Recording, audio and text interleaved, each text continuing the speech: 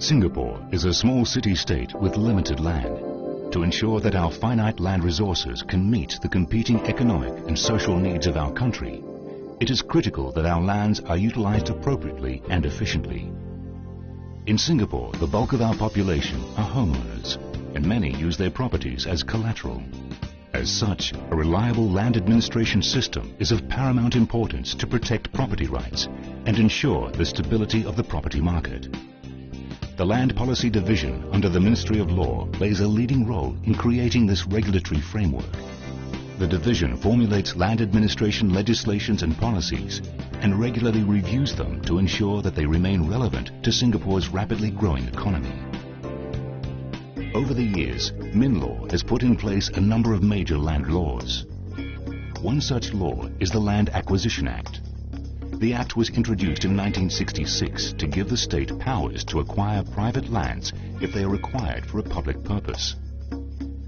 This allows the state to smoothly plan and implement key public projects like roads, MRT lines, and public housing estates. In 2007, the Ministry led the review of the Act to ensure that landowners affected by acquisition are paid market value compensation. The Land Titles Strata Act, or LTSA, is another key piece of land legislation. It was originally enacted in 1967 to govern the management and maintenance of strata titled buildings in Singapore. In the 1990s, there was growing market interest to redevelop aging strata titled buildings, especially residential condominiums. However, there were no clear rules governing the collective sale of such buildings. To facilitate the transaction and rejuvenation of such strata-titled properties, the LTSA was expanded in 1999 to provide rules on the collective sale process and sufficient safeguards to all owners in strata-titled buildings. MinLaw further refined the Act in 2004, 2007 and 2010 to provide greater clarity and transparency in the collective sale process. The Ministry also works together with the Singapore Land Authority, or SLA, to oversee over 5,000 state properties and 14,000 hectares of state land.